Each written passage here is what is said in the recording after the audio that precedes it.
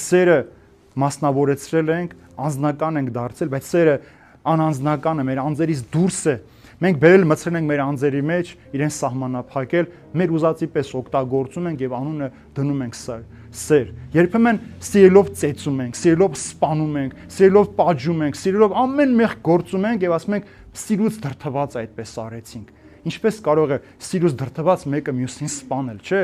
Օրինակ տղամարդը կնոջը խանդի համար ծեծել, ասի որ սիրում եմ, դրա համար ծեծում եմ, խանդում եմ։ Սա ամենամեծ կեղծիքն է։ Եթե սիրեիր, ուրեմն կվստահեիր։ Եթե սիրեիր, հոգ կտանեիր եւ ոչ թե սիրելով կմերցնեիր մարդու մեջ այդ ամենը։ Ուրեմն այս սերը, որ այդքան խորն է, մեծն է, եթե ասենք չենք մեղանչել, ասում է մենք նրան ենք սութանում։ Այսինքն Քրիստոսի բերած զոհաբերությունն ենք մերժում եւ Քրիստոսի բերած սերն ենք արհամարում։ Ինչպես սկսեց Հովհաննես առաքյալը իր խոսքը, ասում է, ինչ որ տեսանք, լսեցինք, շոշափեցինք, մենք դա ենք պատմում ձեզ։ Նա է կյանքը, նա է լույսը մարդկանց մեջ, եւ եթե մենք այդ լույսի մեջ չենք, ուրեմն մենք խավարի մեջ ենք։